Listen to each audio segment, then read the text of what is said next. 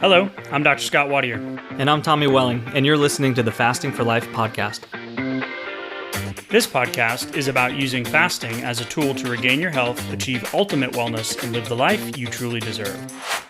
Each episode is a short conversation on a single topic with immediate actionable steps. We cover everything from fat loss and health and wellness to the science of lifestyle design. We started Fasting for Life because of how fasting has transformed our lives, and we hope to share the tools that we have learned along the way.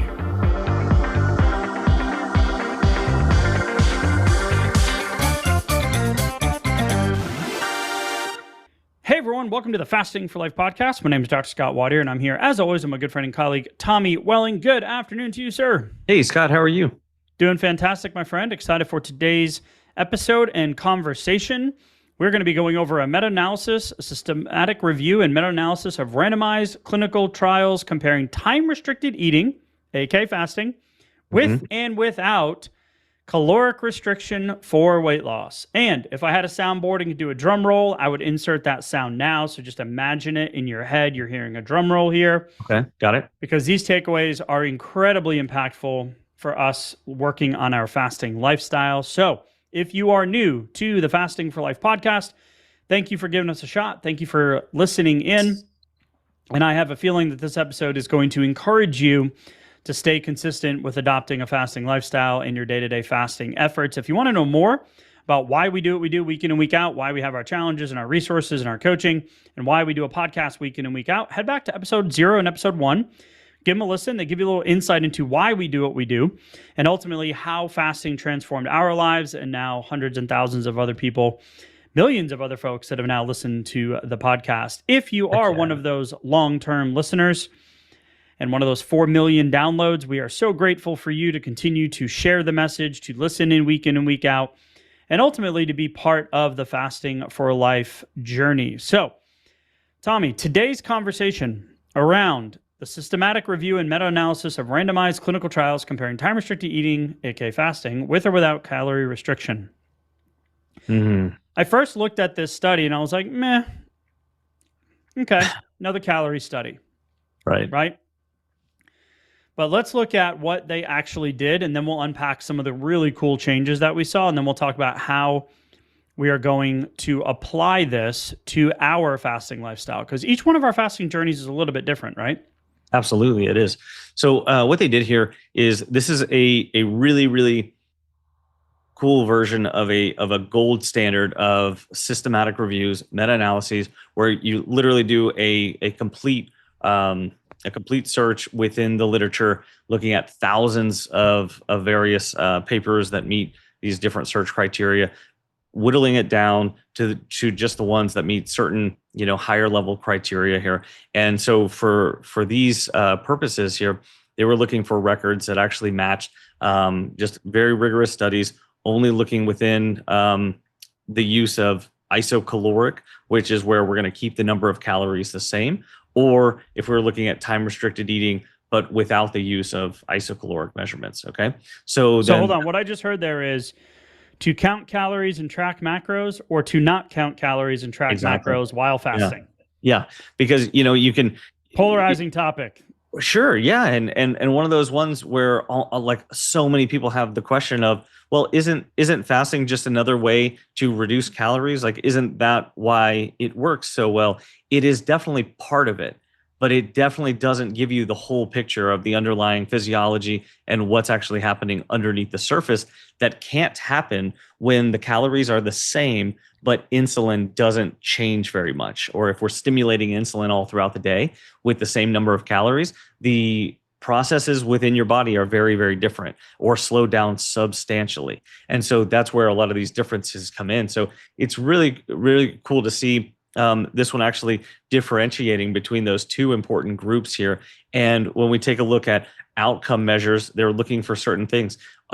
What did weight do? What did fat mass do? What did fat-free mass do? What about metabolic markers? What about blood work and blood pressure? All of these things that we would like to have better balance of, more control over, align with our long-term fasting goals and our long-term health span and lifespan goals. as well as just being able to get the weight off. Can we do it in a simple, intuitive, sustainable way that also allows us to keep that level of control and adapt this into a maintenance lifestyle too, not just be concerned with only a fat loss process, which is essentially like the diet mentality, which is why we love fasting, because we can use it for fat loss, but we can also use it for long-term health sustainability as well. So let's unpack what they did. So 30 randomized controlled trials across the meta-analysis systematic review, 1,341 participants, all adults over 18, either in the overweight or obese category, so a BMI of greater than 25. Mm-hmm. The two main things that they were looking at were time-restricted eating versus isocaloric controls. So same calories, different timing. And we hear this often. If I'm fasting, I need to make sure I'm getting in all of my necessary daily calories into my eating window. Yeah. Versus time-restricted eating versus non-isocaloric controls. So different calories and different timing. Yeah, kind of letting the calories work out based on the meal timing rather than going, these are the hours that I know I'm going to eat, and I will have to consume this number of calories within those hours. So more like the intuitive method where you get to use your body cues and your hunger cues satiety and signals cues, and, right? Yep. Which would be better and is much more realistic. We just may not be so used to it if you're used to counting calories and macros for dieting purposes. Yeah, 100%. And the outcome measures, they looked at body weight, body fat percentage, fat-free mass, BMI, waist circumference, some anthropometrics, and then ultimately the metabolic markers. So the question here is, are the time-restricted eating benefits or the fasting benefits due to the calorie restriction, circadian timing effects, or both? Mm. And we know it's not just black and white, calories in, calories out. When you have insulin resistance, or you have a perimenopausal or menopausal journey, or you have done the diet roller coaster, lost 20, gained 20, lost 20, gained 25, lost 30, gained 35, et cetera, et cetera. That diet roller coaster, the on-off dieting mentality. That's why we talk so much about adopting a lifestyle, working on those underlying habits. That's why we do our 7-day challenges. That's why we have coaching and resources, because we know that ultimately consistency wins in your fasting efforts. But we have such the dieting weight loss world has such a focus on tracking calories, counting calories, and tracking macros that it's hard for some of us to break free from that. So it creates resistance in our fasting efforts. And what this study is going to show is that we can absolutely simplify your life in your fasting efforts and ultimately your weight loss efforts and ultimately your health benefits by pulling one lever, which is fasting. Right. Simplifying the whole thing, right? Yeah, simplifying it. So the interventions lasted from 3 weeks up to 12 months. And the eating window, right? So after fasting, your nutrition opportunity ranged from 4 hours to 12 hours. So to us, the 12-hour groups don't even really count as fasting, but that makes the results even that more impressive. Sure. So in the control group, the participants did not have meal timing restrictions. Okay. Mm-hmm. So there were 9 studies that made the diets isocaloric, meaning the same amount of calories. And there were 5 studies where they did not try to keep the calorie count similar. And the differences between the two were really cool. Yeah. So when we look at like loss of weight, loss of fat mass, I would expect that if we're consistently fasting, that we're going to see some drop there. But I would also expect that if you're controlling for the number of calories, you might see a better effect if the overall number of calories was lower within the time restricted eating group. You might see a more substantial amount of fat loss, right? Mm-hmm. But then if you're taking away the ability for you to actually interpret hunger signals and satiety cues, then you might be kind of missing the mark, which is we have a lot of people come into the challenge or come into coaching or send us an email, and part of what they've been doing is actually matching up like being in an isocaloric environment versus what they were doing before fasting. And then they're like, why am I feeling stuck? and when we take a look and we see these differences here within these two groups, then it starts to kind of answer that question where you can get better results within the simplified version of it, right? Yep. So big picture, the study supports the idea that TRE decreases intake even under ad libitum, meaning not taking and tracking and counting calories. Mm. So I'll say that one more time. And then TRE also showed more metabolic benefit as well. So if we're going to look at the groups that were isocaloric versus not counting calories, let's say it that way, counting calories versus not counting calories, the weight loss in the isocaloric group, so keeping the calories the same with time-restricted eating, so just changing the timing, the total weight loss was about 3.22 pounds. Okay.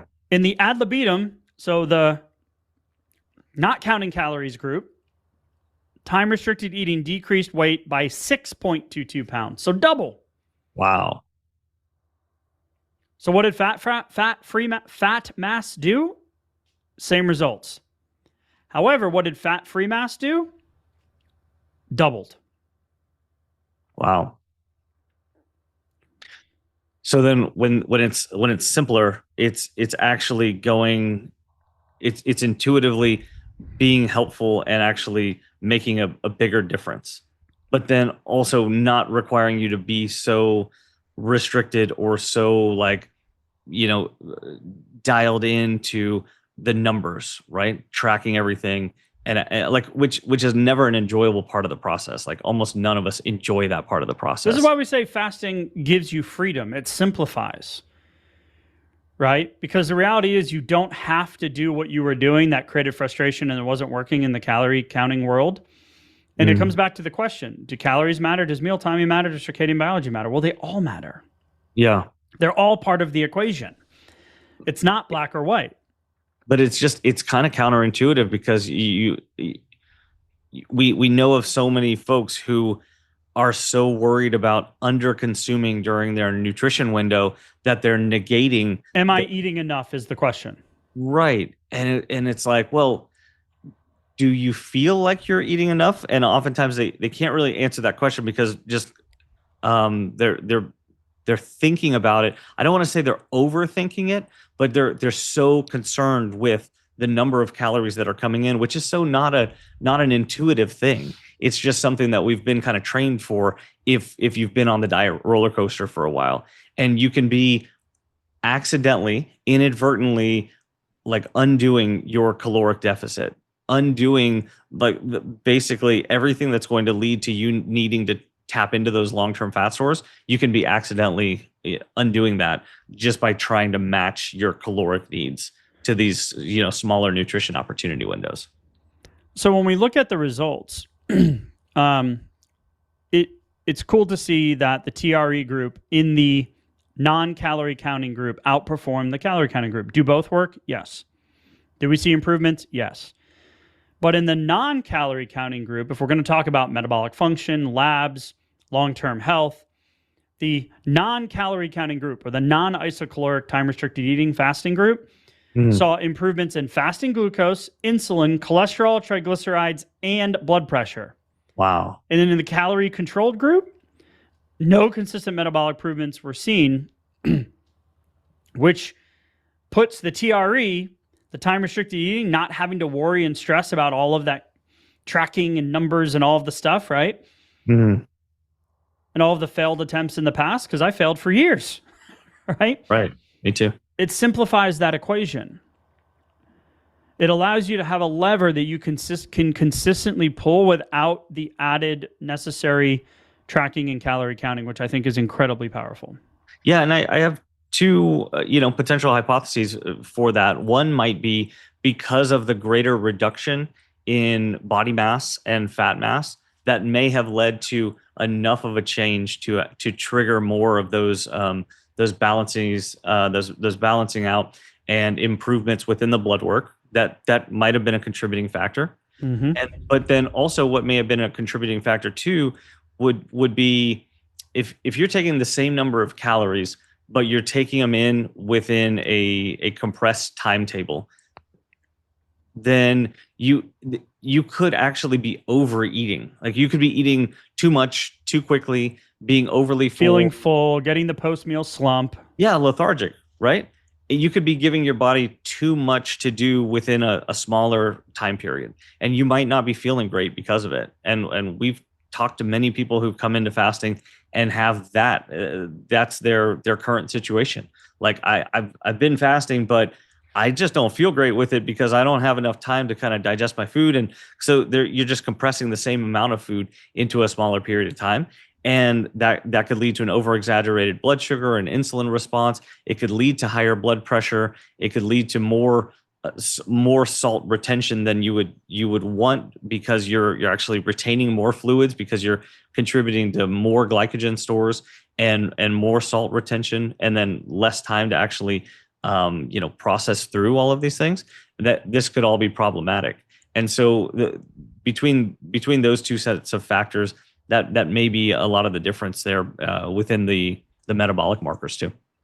So those secondary metabolic outcomes were cool.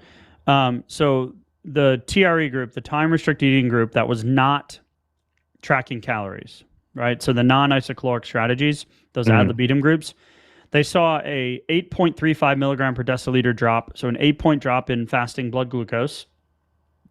Awesome. So now we're talking going from pre-diabetic to normal, or from normal to optimal, right? Or from diabetic to pre-diabetic, right? Yeah. And insulin levels dropped by 6.3 milligrams per deciliter. Wow.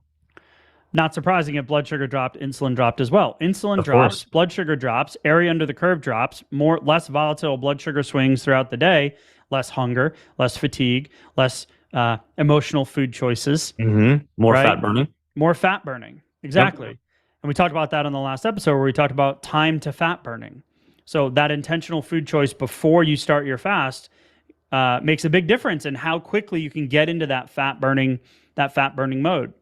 So the other secondary outcomes were total cholesterol, triglycerides, and both systolic and diastolic blood pressure went down. Especially, it says this in the study, especially when it involves involuntary caloric restriction. Fasting as a simplifier, fasting as a tool, as a skill that allows you to continue to see change over time. Even if the scale stalls, you still know that time-restricted eating or fasting is moving the needle beneath the surface. Yeah. Because if we look at ultimately why people come to fasting, is to lose weight. But or why do you want to... Go ahead. Or keep it off. Or keep it off. Why do you want to lose weight? Well, ultimately, we know that being at a healthy weight prevents disease, prevents chronic lifestyle conditions, decreases all-cause mortality, right? We know that. So ultimately, beneath the surface, we have a greater reason. Maybe it's that yearly conversation with your doc about your numbers, about a lab being high, and having that conversation where you don't really want to have the options that they're providing to you in forms of medication. So fasting is an absolute simplifier, even taking out of the equation the movement on the scale. Yeah, which I really like that idea, because then you have the much more important sustainable things in mind when you're going through your fasting journey, less concerned with the number on the scale, which you oftentimes can't control even when you're doing everything right. But typically, the more consistent you are, the more likely you are to see positive improvement in what the scale says over time. And so if you think about this as a marathon rather than a sprint, you're going to have a better mindset for long-term results anyway. Where I'm looking at this as a multi-decade journey, not a how quickly can I get the 20 pounds off or the 50 pounds off or whatever it is, because it probably took years, if not decades, to put the weight on. If we can think about it in the fact that it's not a race to get it off. I mean, we'd like to get it off as quickly as possible, and let's pull all those levers. But at the same time, we need to keep that pressure off, where we're judging ourselves based on what we're doing as just an immediate reflection on what the scale says. That's not going to be helpful. And it's also, the scale's not always going to be telling you, yes, you're doing the right thing, or no, you're doing the wrong thing. Blood work can be improving, metabolic markers can be improving. You could feel a heck of a lot better and be setting the stage for the next down wave on the scale right now. But that could take days or weeks of consistency. And if you're feeling better throughout that process, you should keep doing what you're doing rather than taking feedback from the one-dimensional scale at that point. And the third category that they looked at was, so they looked at the anthropometric changes, the lab markers, the body weight, the fat-free mass, and the fat mass. Mm-hmm. But the last component to adopting a sustainable fasting lifestyle is really the circadian biology involvement, right? So we talk a lot about this recently since the beginning of 2025, in that our body has a natural rhythm of hormones like cortisol production, which is good for you. It gives you energy. It wakes you up in the morning. It's your stress response system. You have your blood sugar regulation, your insulin. And to really achieve those long-term metabolic health improvements, we need to be looking at all three of them. So when you're looking at the metabolic benefits of the circadian component, we are now shifted our focus to, if you're not seeing consistent efforts and the scale's bumping up and down and you're just not seeing the changes that you want to see, you've hit the dreaded plateau, simply by moving your TRE to an early TRE window, and we've done multiple episodes this year on it alone, and we've talked about it in the past too. But that is going to be tapping into even greater physiology and the fact that your insulin sensitivity is greater in the morning than it is at night. Absolutely. And even without that intentional isocaloric calorie counting restriction, you're going to see the weight loss improvements, body composition improvements, and you'll see better sleep. You'll see better fat oxidation. And you're just going to see that the feeling around the decisions you're making is going to actually start to feel good, because your body beneath the surface is changing, making those day-to-day decisions around your fasting and your food choices that much easier. And it's working better. It's easier to get into fat burning mode when your insulin sensitivity is up to 30% better the next day, because you had better quality sleep. You had the sleep that you actually needed, which if you think about it, you set the stage for that the day before, which meant that if you had a smaller dinner, or maybe you didn't have dinner that day because you had more of your calories, more of your nutrition earlier in the day, like during the lunchtime, or maybe you close that nutrition opportunity window by 3 p.m. that day rather than by 7 or 8 p.m. That's a lot better for your sleep. And then that leads to better fasting results next day, fewer cravings. Everything's better balanced. Your blood sugar is more optimal when you wake up the next day and continue to go, through your next day's sleep cycle as well. It's going to continue being better balanced, which means insulin is going to be better under control. It's going to be a smaller area under the curve, lower average insulin levels the next day as well, which means more time spent in fat burning rather than in carbohydrate metabolism, and kind of going in that back and forth, leading to scale volatility, leading to willpower and motivation volatility as well. And this is something we hear often, is that later day intake. Like, man, I'm just hungry at night. Like, I have trouble closing my window. Sure. And that time restricted eating, that fasting lever, really helps to limit that later eating. Even if you're just moving your dinner from 7 p.m. to 5 p.m. Right? And that's because that late day intake may lead to that greater insulin resistance and disturbances in fat metabolism compared to eating foods earlier in the day. Yeah. So we've got three main players, right? We've got the timing of your meals, the content, and the calorie count of your meals. And then we've got the how does this align with our body's natural physiological state, where it's more apt to be able to burn that energy more efficiently and effectively earlier in the day. So, I mean, if we're talking about what could we do to kind of optimize the process a little bit, what can we take away? What action steps do we have? I mean, one would be just looking at your recent OMAD, your recent one meal a day, or your recent like smaller nutrition opportunity window, and like, did you worry too much about the number of calories that were coming in. It could be on the high side, it could be on the low side. If you're a long-term dieter, you might be used to taking your caloric recommendations and trying to slice off as much as possible, thinking that I can only get results on the scale when I'm really very low calorie, when I'm really restricted, which then can cause a whole host of issues, both psychologically and physiologically. Or on the other side of that, could you be trying to squeeze in too much food or too much nutrition across your nutrition opportunity? That could be problematic as well. So are you ignoring hunger and satiety cues in favor of hitting your calorie count?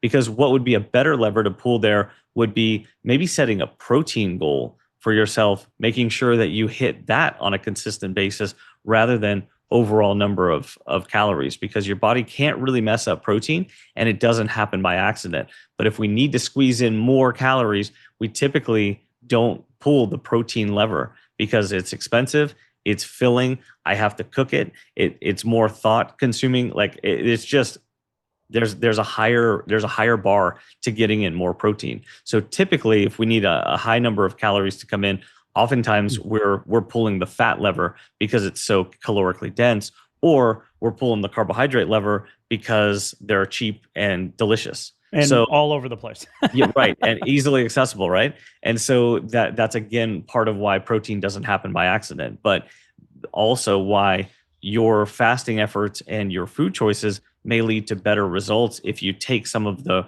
pressure off of just trying to hit these caloric numbers.